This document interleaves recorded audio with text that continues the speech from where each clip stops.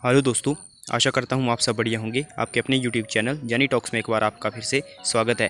दोस्तों, ये HP forest guard से संबंधित हमारी वीडियो 5वीं रहेगी। अगर इससे पहले की वीडियो आपने नहीं देखी है तो आप हमारे चैनल की प्लेलिस्ट में एचपी फॉरेस्ट गार्ड के नाम से प्लेलिस्ट होगी, वहाँ जाके देख सकते हैं। दोस्तों चलिए करते हैं शुरू वीडियो को बिना किसी देरी के। अगर आपने अभी तक हमारे चैनल को सब्सक्राइब नहीं किया है तो प्लीज़ जल्दी से चैनल को सब्सक्राइब कर दीजिए और एक लाइक वीडियो को भी कर दीजिए। तो चलिए दोस्तों शुरू करते हैं। अब आपका पहला प्रश्न है, बैक्टीरिया की खोज किसने की थी? तो दोस्तों जो बैक्टीरिया होता है यानी कि जीवाणु, उसकी खोज एंटोन वॉन लीeuwenhoek ने की थी। एंटोनी वॉन लीeuwenhoek ने की थी बैक्टीरिया की खोज। अगला जो मुख्य प्रश्न है, और आपको बता दें जो वायरस होता है विषाणु, उसकी खोज इवानोविस्की ने की थी। अगला जो प्रश्न है, विज्ञान की शाखा एग्रोस्ट्रोलॉजी में किसका अध्ययन किया जाता है? दोस्तों जो एग्रोस्ट्रोलॉजी होती है, जो विज्ञान की शाखा है, उसमें ग्रास यानी कि घास का अध्ययन किया जाता है। अगला जो मुख्य प्रश्न है, मानव शरीर में विटामिन के का निर्माण किस अंग में होता है? जो हमारे शरीर होता है उसमें जो विटामिन के का जो निर्माण होता है वो होता है हमारा कोलन में बैक्टीरिया द्वारा, यानी कि जो बृहदांत्र होती है वहाँ होता है, और बैक्टीरिया द्वारा। अगला जो मुख्य प्रश्न है, पीडियाट्रिक्स का संबंध किससे है? तो दोस्तों जो पीडियाट्रिक्स होती है वो उसका जो संबंध है वो बच्चों के रोगों से है। तो आप इसका जो आंसर होगा वो होगा बच्चों के रोगों से। आपको याद रखना है पीडियाट्रिक्स। अगला जो प्रश्न है, हाइपोग्लाइसीमिया नामक रोग रक्त में किसकी कमी से होता है? तो दोस्तों जो हाइपोग्लाइसीमिया रोग होता है वो ग्लूकोज की कमी के कारण होता है। अगला जो प्रश्न है, हाइग्रोमीटर से क्या नापा जाता है? जो हाइग्रोमीटर होता है उससे रिलेटिव ह्यूमिडिटी, अपेक्षित आर्द्रता, और जो दोस्तों अगला जो प्रश्न है, जो हाइड्रोमीटर होता है उससे अपेक्षित घनत्व यानी कि जो रिलेटिव डेंसिटी होती है मापी जाती है।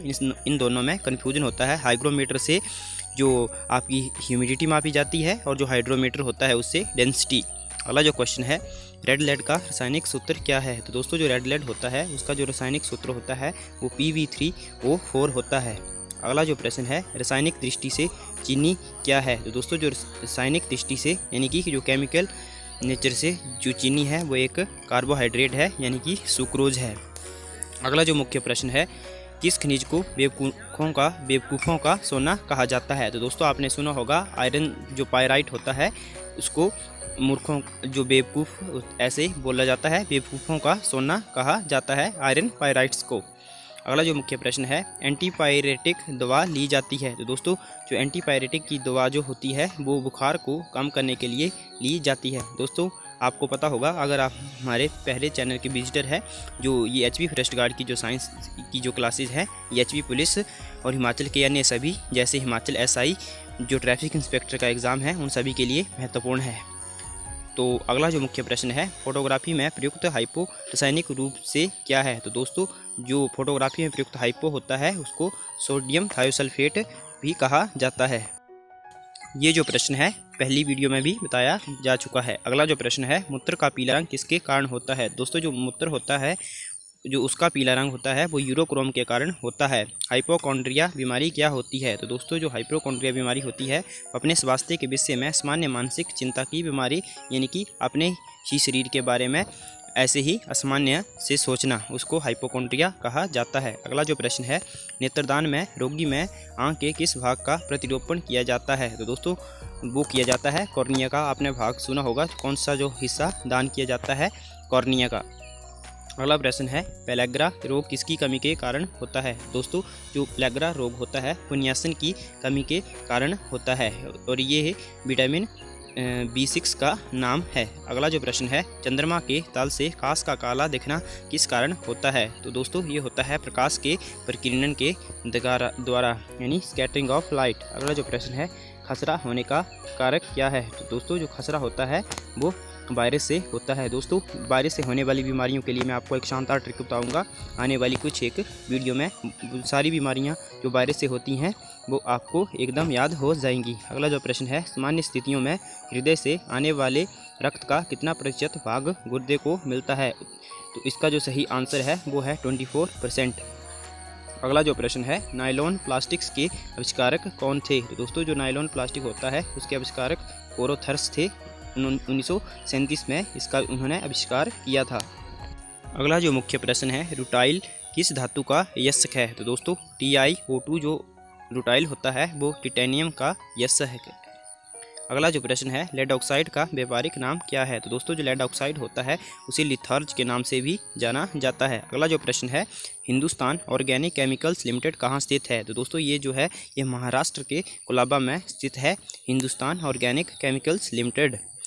अगला जो मुख्य प्रश्न है, स्तनधारी प्राणियों में रक्त का सबसे अधिक तापमान किस पशु का होता है? तो दोस्तों जो भेल होती है, आपने सुना होगा, ये सबसे बड़ा जीव होता है, इसका जो सबसे अधिक रक्त का तापमान होता है। अगला जो मुख्य प्रश्न है, रेडियो एक्टिवता इकाई क्या है? तो दोस्तों बैकुलर इसकी इकाई है। आपको पता होगा दोस्तों जो रेडियो एक्टिवता इसकी जो खोज थी वो हेनरी बैकलर ने की थी, उनके नाम पर ही इसके जो यूनिट का नाम है वो रखा गया है। अगला जो प्रश्न है, ध्वनि से संबंधित विज्ञान क्या कहलाता है?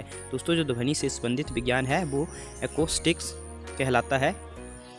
अगला जो मुख्य प्रश्न है, इलेक्ट्रॉन की विराम ऊर्जा होती है? तो दोस्तों जो इलेक्ट्रॉन होता है उसकी जो विराम ऊर्जा होती है वो 0.51 MeV होती है। और दोस्तों जो इलेक्ट्रॉन है इसकी जो खोज थी वो J.J. थॉमसन ने की थी। अगला जो प्रश्न है, प्रदीप्ति घनत्व का मात्रक क्या होता है? दोस्तों जो प्रदीप्ति घनत्व होता है उसका जो मात्रक होता है वो लक्स होता है। अगला जो प्रश्न है, बादल का हवा में तैरने का कारण क्या है? दोस्तों जो बादल होते हैं, जो बादल की अपनी जो श्यानता होती है, विस्कोसिटी, वायु की श्यानता एवं अपने घनत्व के कारण जो बादल होते हैं वो हवा में तैरते हैं। अगला जो प्रश्न है, जीवन के उद्भव का प्रथम वैज्ञानिक विवरण किस वैज्ञानिक ने प्रस्तुत किया? दोस्तों ये किया था AI ओपेरिन ने, जीवन के उद्भव का प्रथम वैज्ञानिक विवरण AI ओपेरिन ने। इंसुलिन की खोज किसने की थी? दोस्तों ये की थी आपके बेंटिंग और बेस्ट ने। यहाँ पे बेंटिंग दिया हुआ है, इनके साथ अन्य वैज्ञानिक भी थे, उनका नाम था बेस्ट। अगला जो प्रश्न है, विटामिन सी का रासायनिक नाम क्या है? तो दोस्तों जो विटामिन सी होता है उसका केमिकल नेम है स्कोर्बिक एसिड, और जो विटामिन ए होता है उसका नाम है रेटिनॉल। अगला जो प्रश्न है, सुपर फॉस्फेट उर्वरकों का सूत्र है? तो दोस्तों जो सुपर फास्फेट आपने सुना होगा, जो उर्वरक होते हैं जो खाद के रूप में प्रयोग किया जाता है, उसका जो फॉर्मूला है वो CaH2PO4 का होल स्क्वायर, ये है सुपर फॉस्फेट उर्वरक का सूत्र। अगला जो प्रश्न है, पानी का अधिकतम घनत्व किस ताप पर होता है? तो दोस्तों आपने सुना होगा जो 4 डिग्री सेल्सियस होता है उसी पर पानी का जो घनत्व है, डेंसिटी होती है वो मैक्सिमम होती है।